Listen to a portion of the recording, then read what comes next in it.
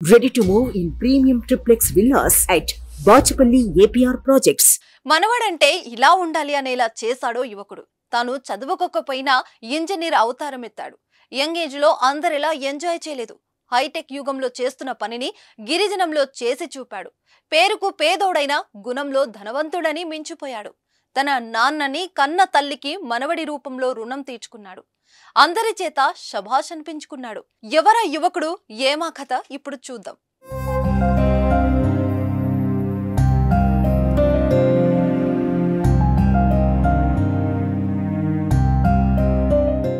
గిరిశిఖర గ్రామానికి చెందిన ఓ యువకుడు తన నాయనమ్మ పడుతున్న అవస్థలు చూసి చలించాడు. చిన్నప్పుడు తనని ఆడించి పాడించి గోరుముద్దలు తినిపించిన నానమ్మకు ఎలాగైనా సరే ఇబ్బందులు లేకుండా తన వంతు సహకారం అందించాలని అనుకున్నాడు. వెంటనే తన మెదడుకు పని చెప్పాడు. నాయనమ్మకు కావలసిన అవసరం తీర్చి అందరి అబ్బురపరిచాడు. ఇదే ఇప్పుడు పార్వతీపురం మన్యం జిల్లాలో హాట్ టాపిక్ గా మారింది.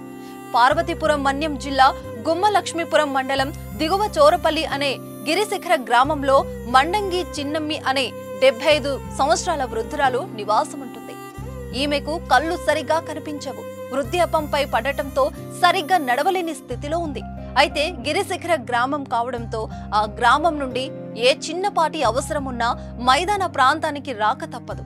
గ్రామస్తులు అందరూ ఎన్నో ఇబ్బందులు పడి మోటారు సైకిల్ వెళ్లగలిగే రహదారిని గ్రామానికి ఏర్పాటు చేసుకున్నారు. రాళ్లు రప్పలతో ఉన్న ఆ రహదారిలో బైక్ ప్రయాణం కూడా అతి కష్టం మీద చేయాల్సిందే.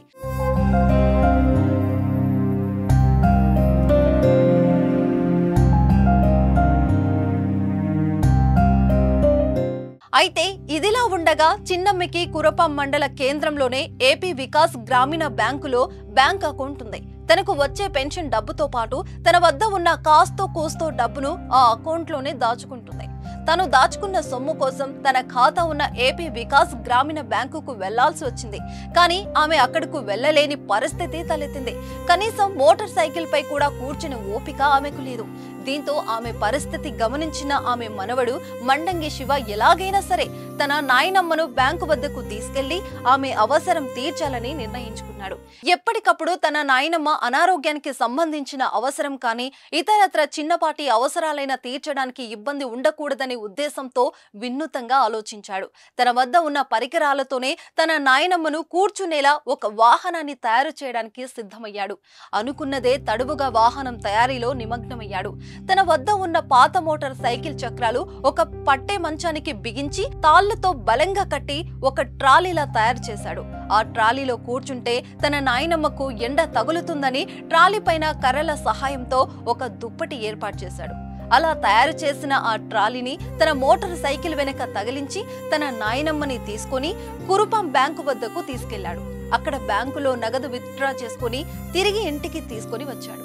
తను నాయనమ్మపై ఉన్న ప్రేమాభిమానాలే ఈ వాహనం తయారీకి ఆజ్యం పోస్తుందని, ఈ ట్రాలీ సహాయంతో తన నాయనమ్మకు కావలసిన అవసరాలు తీరుస్తాను అంటున్నాడు మనవడు మండంగి శివ.